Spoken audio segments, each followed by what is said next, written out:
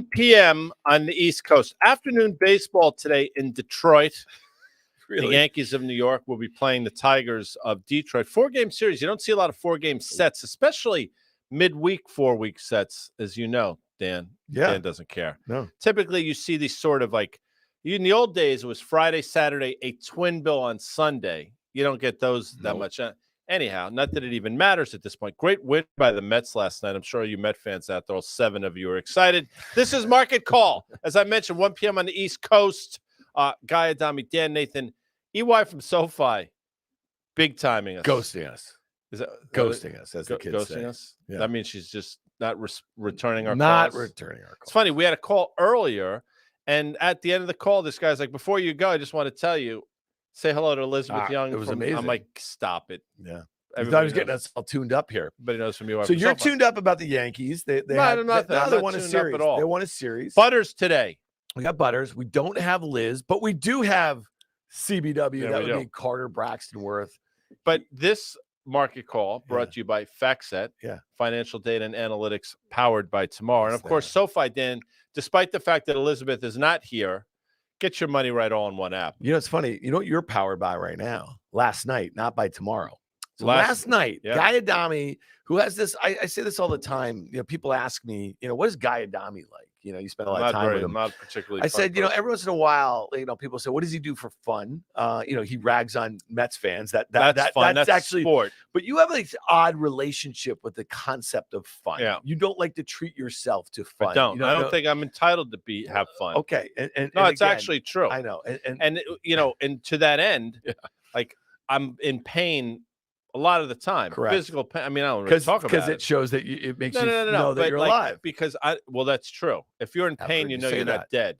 Correct. I mean, that's the old thing. But when you enjoy, here's the other thing. When you're experiencing joy, you also know that you're not dead. Last night, you were out in the Meadowlands, in New Jersey, in the swamps of Jersey, as somebody would say. Yeah, well, that would be Bruce Springsteen. That would be Bruce Springsteen. And you were watching. You were one of 80,000 people. It was crazy. I mean, it was insane. Into that place. Did you get your fist pump on? I'm not really a fist pump person. But like out in jungle they play. Land. Listen, Bruce, you don't do that. No, Bruce at 73 is still kicking. All right, what about this? Ass. Did you get hands in the air during your favorite easily? And this is I don't know if this is on your bingo card. Backstreets, when he plays Backstreets, you didn't have your fist in the air. Backstreets is the best Bruce Springsteen song. One of the best. Followed closely by Thunder Road. I mean, we can go down this list. He played She's the One last night. We named a podcast She's the One after Elizabeth Young. Yes. Now everybody's for the folks that are still with us. Hello. But yes, I was at Bruce Springsteen last night. Here's like a baller move. Yeah. So his encores, by the way, Bruce doesn't leave stage and he hangs out. Yep. Because everybody knows. I think he plays like 5 songs for an encore. Dancing in the Dark is one of them, which is a shitty song. But anyway, after the third encore, Ann Beth's like, all right, we got to go. That's your pal that you went with. Yeah. And I'm like, you know what, AB, you know what he does though? He actually, the last song of the encore, because I've seen him 3 times on this tour, he goes out, just him, his acoustic guitar, and he plays I'll See You in My Dreams. It's like a nice way to kind of end the night. Yeah. Problem is, of course, if you're out there with the other 80,000 dipshits that are trying to get out of the Meadowlands, that gets a little dicey. That place sucks. So we got in the car, and this is not exaggeration. We got in the car at 10:55. Might have been 11 o'clock. I was home by 11:38. Wow. Now, if we had stuck around, I might not have made it to Market Call. So today. I haven't gone back to the Meadowlands. I saw U2 in 2017, 2 nights in a row. They did the 30th year anniversary of the Joshua Tree. They played it cover to cover. It was awesome. But I've seen so many shows over the years. I've seen the Boss there at the Meadowlands probably 10 or 15 times. I'm just out. I'm out on the Meadowlands. I live in the city. All right, let's get to this because we have Carter Braxton Worth here. We told him we're going to get him in and we're going to get him out. And he had to listen to our baseball talk. He had to listen to Springsteen. Hey, Carter, you and I. That's what I was going to say. The last time I saw Springsteen was with you. That was awesome. That was awesome. Did we have a ball? Of course. And also, I'm partial to the Garden, of course. So then there's that. Of We course. had that. We were had that. crushing like 20-ounce Bud Lights in Yeah, there. Yeah, Carter yeah. was not all like you. You were probably all knotted up. Carter actually had a shirt without a collar on. Stop it. No, man, he had a collar on. But we had a great time. All right, We Carter, did, we we did. promised you this is our last summer edition of Market Call. That's right. You're coming back into the city soon enough. We know that you've been doing lots of duty with all those kids and all the stuff that you do for work charting. So we're going to make it easy for you today. Let's talk a little bit about, just get your sense before we get to some charts here. Get your sense about this month of August. Okay. Everything seemed to have been pointing to last week, Jackson Hole on Friday, NVIDIA, Wednesday night, that sort of thing. Well, here we are. We're rallying kind of nicely out of all those events here. NVIDIA, after selling off 10, 12% from those highs, post its earnings call, is just, come back and made new highs here. Yields have come in a little bit. S&P feels like it's back on its horse here. What are you most focused on as we go into September? We did yields on Tuesday's market call, and you think lower, but right now, and Guy and I were just talking about this before, right now, at least equity investors are saying the 2-year under 5%, right? Mhm. And the 10-year at about 4 or so percent is okay for stocks. Right. I mean, the experience that each of us has, or anyone has, is of course where one starts the story, right? You where the narrative begins, where you turn the meter on. There are people who have made massive commitments at the lows of October, and now almost a year later have had a very happy experience. There are people who don't move things around a lot and are thinking, wait a minute, the equity market, as measured by the S&P 500, is unchanged for 2 years. I could have just been in the money market and earning a handsome return, and so forth and so on. If one bought, treasuries 4 or 5 days ago, all looking good. If one sold them, what a disaster as yields have come in. So it's always about the time frame and when one has committed capital to anything, playing for an earnings pop or drop because of a news event or an FDA approval, or again, having exposure in and out, long, short, and constantly navigating. But what we know is this, that there has been this knee-jerk reaction to yields coming in, and equities have popped in response to that for all intents and purposes. The real question is, and it's always this strange narrative, is bad news good for the market, good news bad for the market, and it's ever thus. Ultimately, the notion, and this is the part that is never squared off, right? The notion that 10-year money at 3.4% or 4.1% should affect the multiple assigned to cash flow, anticipated or guessed cash flow 2 to 3 years out, is preposterous. Yes, if 10-year yields are 7-8%, that changes things, or 1. But basically, 10-year yields are the same level as they were a year ago, essentially in the autumn of 2022. And yet the market is so fickle as to assign a different multiple to Apple or Amazon or QQQ because of any 20 or 30 base point move in the 10-year. It doesn't really make a lot of sense, but that is the circumstance we find ourselves in.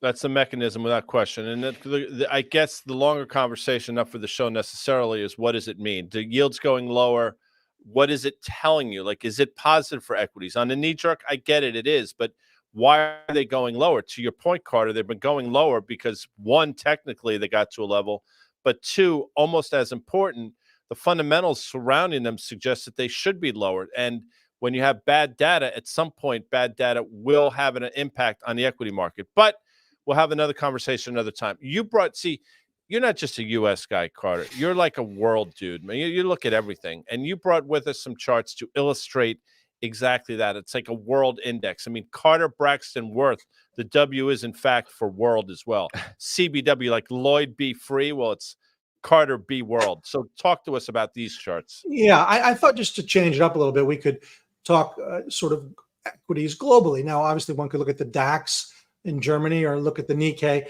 but I thought we would look at, there is an index, right? It's the MSCI All Country World Index. So just to put this in perspective, this is 3,000 stocks from 48 countries, 24 developed and sort of 24 emerging markets. And its market cap is about 65, 67 trillion versus the S&P at 37, 38. So this is the whole shooting match. And what I've tried to do is go back as far as possible to find a level that's identical to the current level. And as you'll see there, that's more than 2 years. You're talking about almost 2.5 years.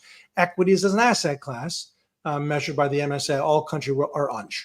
But let's look at the experience over the last 2.5 years. So the first next iteration, what we know is we have a nice sort of 10% move. And then if we look at the next iteration, of course, we have a 20% drop. Now, a 20% drop from the starting point, more like 30 from the high. And then put one more in, we've recovered, of course, now almost 30% back to unch. And so this then begs the question, all equities as an asset class have not been worth the risk, right? So if one is in this aggregate, this theme, this asset class, all equities, and has had no progress, no return, dividends aside, for 2.5 years, one has not been compensated for the risk to have been in the asset in the first place, which is say the max gain is 10%, the max loss is 20, all to get to unch. And then that one could say, okay, great, but from here, what? It really is a pair of two. So let's look at the next chart or two. There is the very well-defined, mathematically precise channel in which we've been ascending since the mid-October low of a year ago. And then one more, just to put it in, we're sitting here in the lower band. This doesn't feel like it has a lot of oomph to me, or torque, or really any sort of tension to move higher. And frankly, it doesn't have to really give ground. It kind of, and this is the interesting thing, it might be just where it belongs, right? That this is sort of a fair price, and that it will do nothing unless and until the next thing comes along to move it higher or lower. But my hunch is that the equities really right here, if you were to take them in aggregate, really aren't that interesting. Not to say that talking about them is not important, and to trying to figure them out is very interesting and important, but they're not at a particularly interesting or dynamic or telling level. Yeah, so one thing that could happen to move it along would be a little more than half of the weight of that would be the U.S. market, right? If we look at like all U.S. stocks, the S&P is what you said, 36, 37 or something like that. So when you think about that, all right, there you go. Thank you. When you think about this, let's pull up. We have an S&P chart really quickly here, Carter, and we got that bounce off that 4350 breakout level in the S&P 500. We know that 4600 was that prior high that we had in July. And if these guys can pull up maybe, a multiple year chart, maybe a 5-year chart or so, we know that 4,800 was the high in January of 2022. Listen, God, if we get back through or towards this 4,600, doesn't it seem like there's probably a good shot by the year end, assuming that there's nothing horrible that happens, that we're going to make a run at that prior all-time high? I'm just saying, Guy, I'd love to get your take on that, just the psychology of it. Let's just say there's nothing, no geopolitical disaster. Right.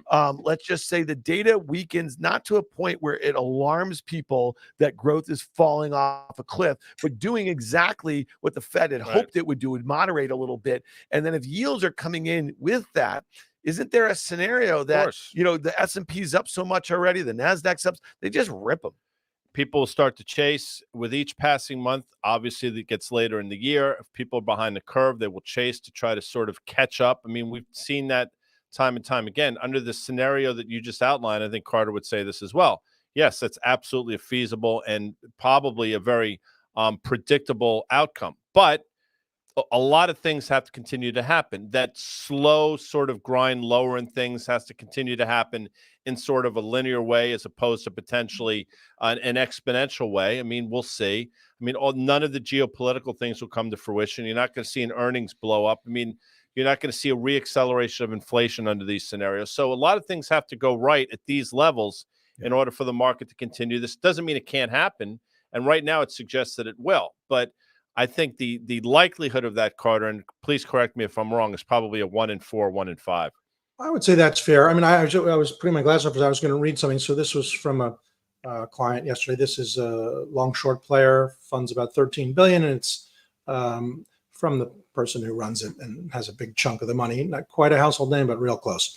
Been at it forever. And he goes, highest rates in decades, highest deficit ever, most geopolitical risks since the Cuban Missile Crisis, worst candidates for president in 200 years, amongst the most expensive stock market valuation ever. And yet this market cannot go down. It just can't happen. Wink. Meaning, the truth is, look how fickle it all is. Just 2 weeks ago, consensus on Wall Street for rates was that it's higher for longer, literally. And now, soft landing. The Fed's done.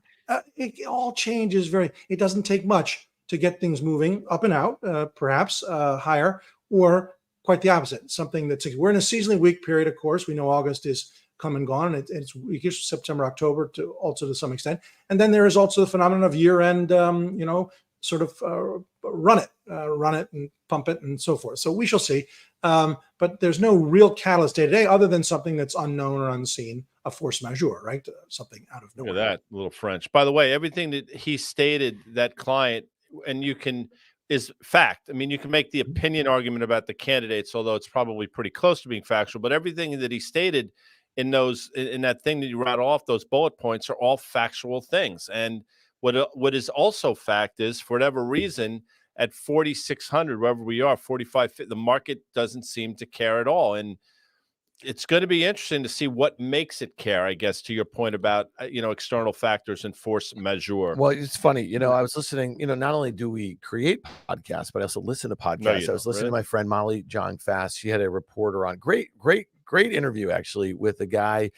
And I'm spacing on his name, but hopefully I'll get it. Yesterday, he was on NPR, and he's a markets guy and an economist. It was a really good conversation, but he kept on using that term Minsky moment. I know our friend Doug Cass writes about Minsky moments kind of quite often. And if you're just looking at this on the Google machine, Minsky moment refers to the onset of a market collapse brought on by a reckless speculative activity that defines an unsustainable bullish period. And there's other ways that I think describe it. Some people, Carter, will use it sort of differently, but basically the way that I've always thought about it is, we have these periods of complacency. We have these periods where risk assets just move higher because of it. And then the longer that goes on, some of the risk taking becomes a little bit more speculative out there. And then all of a sudden you just have this moment and no one can figure out why things are coming undone a little bit, right? And so I think that's really what this journalist was speaking to, and he did it really eloquently. We'll link to it in the show notes here if you listen to this on by the audio. way, Jacob texted us. Yeah. Robin Farzad or Farad. Yes, he was great. And Molly, who's a friend of both of ours, she's got some serious chops when it comes to like markets and economics and stuff like that. So I just thought that was interesting, Carter. I don't know. I know that you don't spend a lot of time thinking of things like Minsky moments here nor there, but it is what it is. I mean, yeah, they're collapse, or structural collapse. Think about a bridge or anything, or that I went broke slowly and then very quickly at the end. I mean, we know that there is that they're unidentifiable to some extent. There are some warnings, little sounds, but the concept of a Minsky moment is also something that you see in the natural world, right? In physics and so forth. So, but you can't predict them. It's what black swans are all about, right? Hard to know, and yet they are always out there. I guess at the end of the day, and look, there's a lot of bullishness now, but guess what? On the first days of January 2022, before we dropped 37%, all of Wall Street was bullish. Wall Street is always bullish. That's how it works, because no one wants to hear. Remember, it's called the sell side for a reason. They're selling stuff to you. I mean, just to be clear, they're unloading equities. They bring things public and unload the shares, often on the unsuspecting public. And there you have it. Look at all the SPACs. How do those do? I mean, the point is, right, that no one's paid to be bearish because no one wants to hear it. It's always a wet blanket. Come on, give it up. So most people are inherently bullish. It's the optimism of America, or the optimism of what the sell side is all about. But we have a circumstance where, yet again, there's a lot of bullishness, but it's the truth remains equities are down from their peak almost 2 years ago. And the MSCI All Country World Index really depicts that. Carter, I'm going to stay with the French theme since you brought up force majeure. I will bid you adieu. It's been great. It's been a great summer with you. The next time we see or hear from you will be in September, which is, it's amazing how even the weather, everything turns a little crisper out there. I'm sure out where you are. By the way, I got to tell you something. Carter can listen to this. Last night, it could have been like 88, sweltering, humid. Yeah. It was a beautiful evening. Yeah. at the Meadowlands. Full moon, the whole thing. Yeah, the full moon was cool. It's tremendous. Anyway, sorry it was All right, be well, guys. moon or so. All right, see you, bud. Thank you, Carter. Carter. You know, it's interesting. I love when he uses that expression every so often about the sell side. We're on the pod side of things. You know what I mean? You see what we're doing? Listen, people. I understand that people they want to be optimistic. I get it. Most people, the majority of people, more than 99%, if you think about it, are long stocks. So they have a vested interest in things going higher. To a certain extent, I'm not saying it's easy, but the cop-out way to do these things would just be just bullish about everything all the time. If things go down, buy the dip, buy the dip, buy the dip, buy the dip. You're not really you're not doing anybody any favors. Try to show the counter, sort of what can go wrong, in the context of being bullish about other things around the edges, which we have been. I mean, we don't say go out and sell everything. You know, you just have to sort of take it all in stride. We had this conversation, I think, earlier on the market call this week. We talked about, somebody said, are you guys going to, change your tune on the broad market? Or are you going to try to make Burgess money?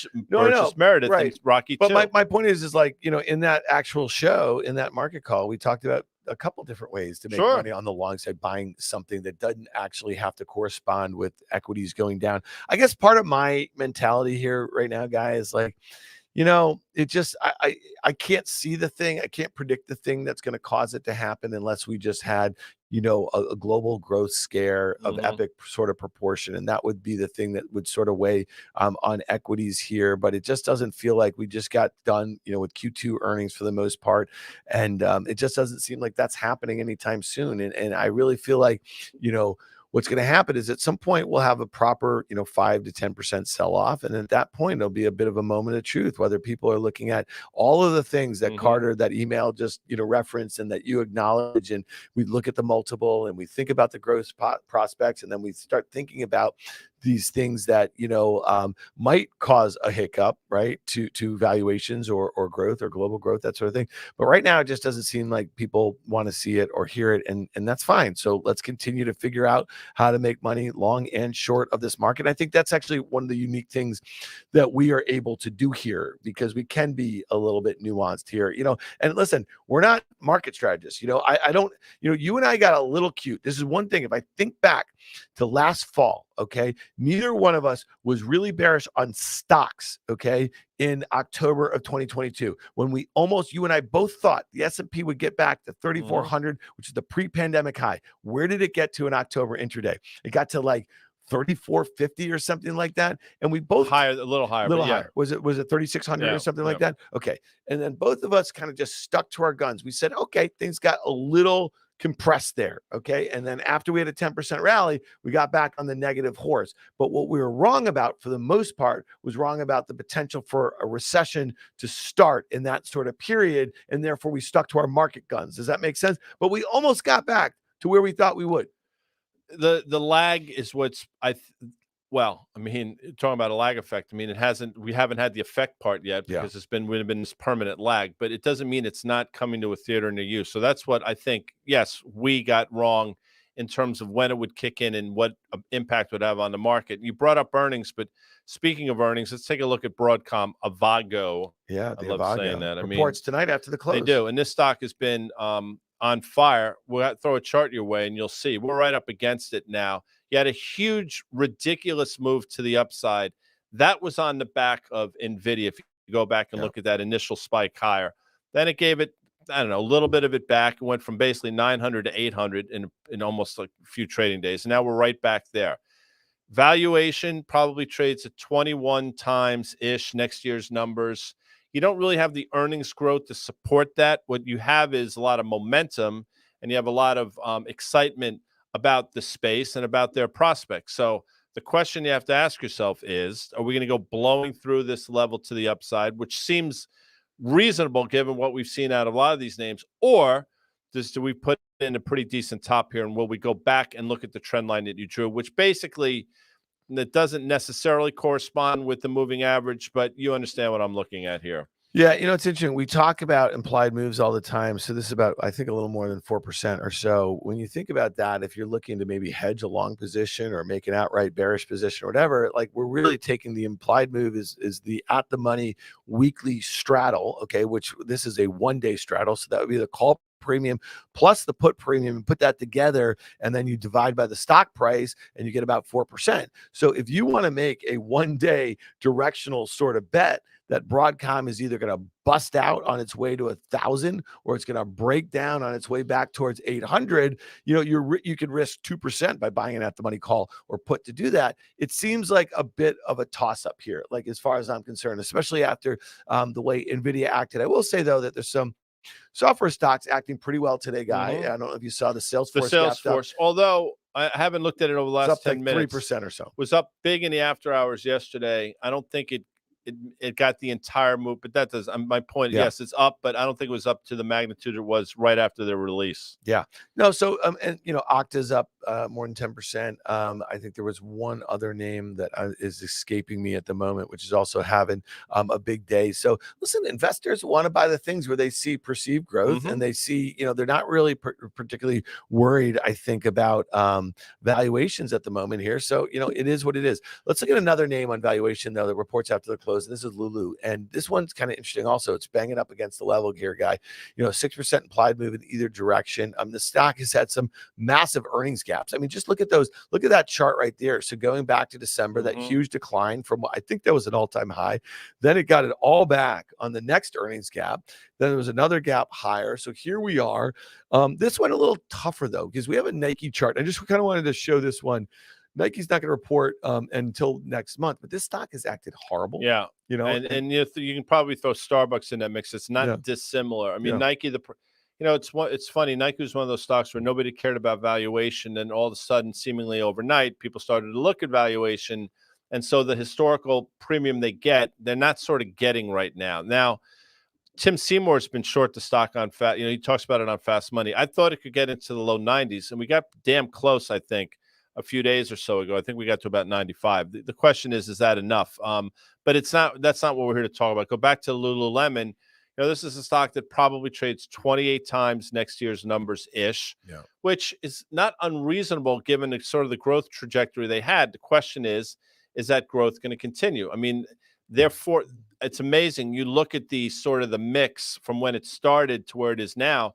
I don't know exactly, but it's almost 50-50 men's and women's stuff, which is good for them, by the way. And it's been that's been the trajectory, that's been the trend, and the margins are very good. Of course, the question is, do you still have the growth rate? And I can't answer that right here. I look at this quite honestly and say, I think there's probably, it's been volatile. So maybe that moved down to 350, which is the moving average. I don't think that's unreasonable. Yeah. I mean, listen, again, just the way the kind of market mood and the way that we've seen names get punished when they've missed and the way that they've been rewarded when they beat and raise, it just seems like to take too much of a view, hours before an event without a lot of conviction, to me at this stage of the game doesn't make a lot of sense. But we highlight the implied moves, we highlight the technicals, we highlight the valuations, just for those of you who are involved in these names and might want to take a closer look, because sometimes if you caught this thing when it was down, a bit lower a couple months ago, and you say to yourself, okay, there's a binary event coming out where the options market is implying at least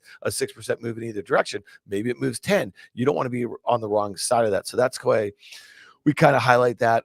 Guy, we haven't heard from Butters. No, where's Butters? You think he's in Maine or something, or Michigan? He's a Boston guy, so he's probably doing something up there. Great Northeast. Maybe Lake Winnipesaukee in New Hampshire sure. or something Very like that. familiar with it. But we're going to get Butters. Like Butters place. Butters did put an earnings insight. Well, he's putting it out tomorrow. Where you can find it on FactSet at the Earnings Insight blog. We're talking about the aforementioned John Butters, who is their head earnings insight analyst over there. He gives us a preview of that earnings insight blog that drops every Friday morning. So here we are. We talked about Q2 earnings being over. Our main man Butters does a lot of great work tracking S&P 500 earnings. Tomorrow's note: analysts increased earnings estimates for the S&P 500 companies for Q3 2023. So now we're talking about guidance for the current quarter by 0.4% in aggregate during the first 2 months of the quarter, June 30th to August 31st. This marks the first aggregate increase in earnings estimates during the first 2 months of a quarter since Q3 2021. So lots of folks were calling for a recession late last year. Right. What we did have was an earnings recession in S&P 500. We did not have the economic recession that most people were pricing in when the S&P was down there at 3,500 or whatever the heck it was. Talk to me a little bit about the fact, Guy, that Butters, at least what he's tracking for S&P 500's Q3 guidance that came out of this earnings period, is looking like we are coming out of this earnings recession. Right. Well, it certainly would appear that way. Now, analysts, by the way, not only if you're not long stocks or have been short stocks sitting on the sideline and things are moving against you, you feel as if you're missing something you need to catch up. The same thing happens in the analyst community. If they've been behind the eight ball, if they have not been keeping up with some of these moves, if their earnings estimates are seemingly low, they will also play catch up. And I think to a certain extent, that's what we're seeing here. So that's on the analyst side of things. The company side of things, respectfully, hasn't been as bad as we thought. But that harkens back to what you talked about a few minutes ago in terms of maybe the lag effect hasn't kicked in. It doesn't mean that it won't kick in. So clearly earnings have surprised, not because they've been so great, but because they haven't been as shitty as I think a lot of us, me, myself, and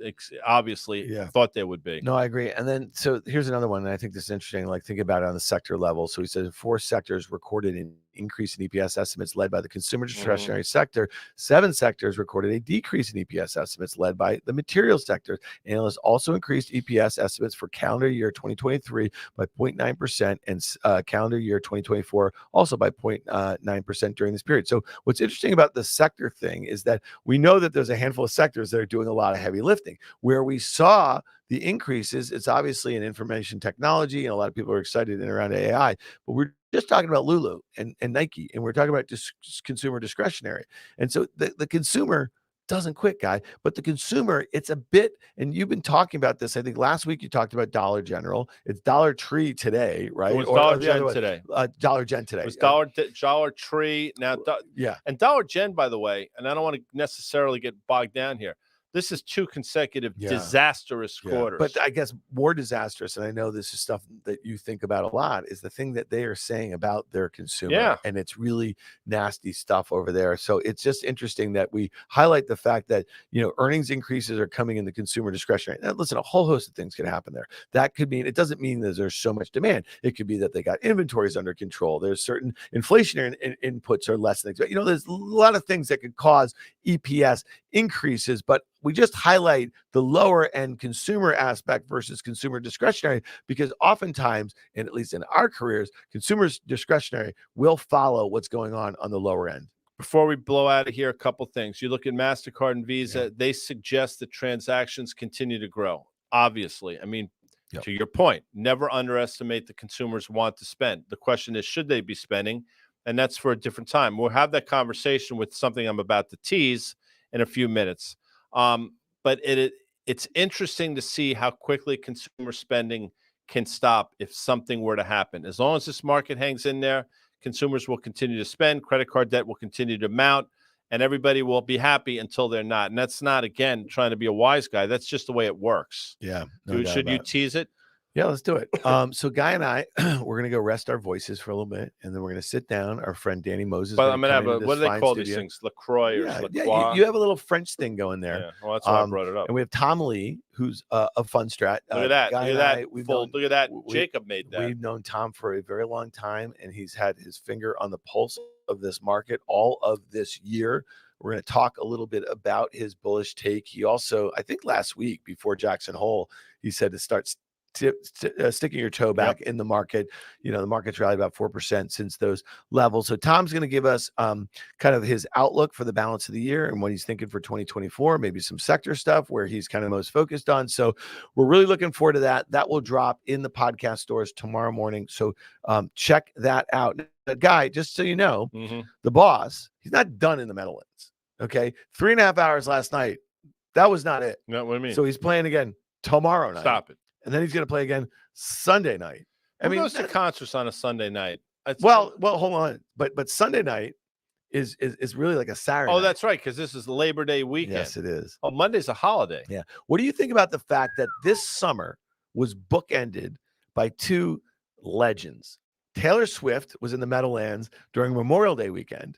Okay. And then Labor Day week. Do we have a good look on Guy here? Because it looks like he's going to fall off his chair. And then we have the GOAT. Do not. We have the GOAT. Listen, you know Taylor that I Swift love Bruce Springsteen. Bruce Springsteen. I Bruce first saw him in Springsteen- 1992 in the Carrier Dome, now the JMA Wireless Dome. Okay.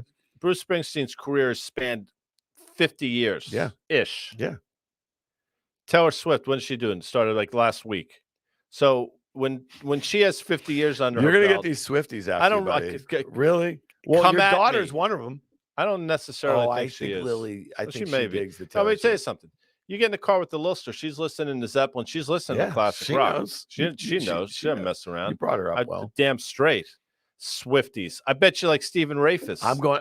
He's to probably see, I'm got going her- to see Taylor next summer. You ready for this? In Wembley Stadium. What? Why? Did you lose a bet? Somebody, Stephen? No, you know what? My daughter Ellie, who's friends with your daughter Right. Lily, okay, it's She going to wants be to go. her grad gift, No. and we're going to go to London. But here's what we're going to do the next night. You ready for this? This is a Dan gift. Hold on, I'll tell you what you're doing the next night. You're going to see Arsenal.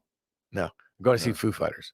I love the Foo How Fighters. cool is that? No, So is that going to be an epic weekend? Is that so John Sarah and I Grohl? are going with the kids, Dave Grohl, right. and then they're coming with us to the Foo Fighters. It's tremendous. All right, there you go. All right, that's it for Market Call. Foo Fighters, by the way, big fans of Fast Money. I'm going to see them September podcast. 17th in Asbury Park on the beach at the Uh-huh. See Here Now Festival. Yeah, I've seen. That's actually a pretty cool outdoor venue. Awesome. There's a great hotel Awesome. right next to. I heard it's popping off Asbury Park. I saw Pro Jam at that festival a couple years ago. going on there. September Bradley 20th. Beach is a lot of cool stuff happening there. Lots of great stuff. Al Dukes from the Boomer and Geo show Yeah. lives in Bradley Beach. How come you haven't called in a while, guy from Morristown? Because the Yankees suck. Oh, really? Well, what about during Giants season? You going to dial that up a little bit? Maybe. I got to pick my spots. Can I tell you something? I'll bet you Bruce doing 3 nights in the Meadowlands in a week prior to the Giants launch. I bet that's going to be good for the Giants this year. How do you feel about that? Well, you know how I feel about the Giants. I think you're going to have a 10-6 season this year. Well, they play 17 games. Not to dox you, so that would mean. When did they add that game? I think last year or 2 years ago. Okay, So sorry about that. But understood. Number 2, right before our very eyes. Yeah. For you, I don't know if I'm gonna look in the comments section. Well, what do you think? Wonks. What do you what 10, No, 10 I'll tell you 7, right now. 11 and 6? I think they could rattle off 11 wins. Yeah, 100%. but the problem is that your NFC East might be the best division in the entire as NFL. it was last year. Yeah, It's all right. You got to play who's who are on you the most schedule. worried about? Are you most worried about the Eagles? Eagles have the best And then roster in Cowboys and football. Commanders? I don't know. I mean, Washington could. Dallas always disappoints. Yes, I always. just they have a. Except in They're- 1995. They're flying. I mean, they really. I don't think the Giants have beaten them in a decade. I mean, Yeah. I'm exaggerating. So that's been painful. However, Yeah. best defensive line in football, New York Giants. I'm just telling you. Daniel Jones with weapons is going to be dangerous. Waller at tight end is a stud. Guy is a thoroughbred. Mhm. Watch him play. Mhm. Having a tight end in this league, as you know, is huge. There's a reason why the Chiefs win. Yes, it's Patrick's Mahomes, but when you have Kelsey out there, it helps a lot. Trust me on that. Opens up a lot of I love things. Stephen Kelsey. Rafis can speak to this. Man. And their offensive line, Evan Neal last year, that's in his second year. He's going to be a stalwart at right tackle. Andrew Thomas at left tackle will be in the Pro Bowl this year. Yep. He's probably one of the 2 or 3 best tackles in the sport. He's coming into his 3rd or 4th year, I believe. And this John Michael Schmitz from Minnesota at center is a nasty son of a bitch and smart. You got a couple guards around him. You got the makings of an offensive line. When you have an offensive line that can protect, when you have a running back like Saquon, He's the man. who catches the ball out of the backfield, all of a Underpaid. sudden your offense looks good. No, he's not underpaid. 11 He's million? actually 11 paid. mil? He's at the high end for running backs. But running he's just backs, a 1-year deal. well, it's 2-year. I think he signed. Did he? But the thing is, that's what the market bears. Yeah. Now you know who's getting paid? Wide receivers get paid. Yep. Cornerbacks get paid. Tackles get paid. Edge rushers get paid. Dan is like, So please you know make what's it interesting stop. for any of you guys who See, I could do this shit all day who long, by the appreciate way. this is what we call in Fast Money surrounding the trade. Yeah. You just surrounded. Well, I the don't even know trade. how it came up. Oh, you brought up Bruce at the Meadowlands. Yeah, there you go. All right. This was Market Call brought to you by FactSet, financial data and analytics powered by Tomorrow, and SoFi. SoFi. Get your money right all in one app. And hopefully Liz will stop ghosting us. You know what I mean? Because that's So what the kids uncool. do on apps. If you know what I mean? Like No, it's the dating uncool. apps and stuff like that. They call it ghosting if you don't You know, respond. you get to a point where I don't need your dating life all in one app. I don't need these people. That's what she's saying. It's like, I don't need those No, guys. she doesn't anymore. need us. All right. This was a lot of Oh, fun. well, Carter actually, Braxton hard Worth to of blame Worth her. Charting was on. Carter was on. Seems like a day ago. Yeah. Folks, obviously appreciate the comments. Thanks for watching. I don't think we're back tomorrow. No, we're I not. know we're not back Monday because you just reminded But me. check out our podcast it's on a the holiday. tape. Yeah, you can go into Tom the Lee podcast store. drops you can tomorrow at your download favorite that, podcast store. and leave a review. It helps people find it. Leaving a review? Yeah. And smash the shit out of the like button. All right. Bitch. See you later.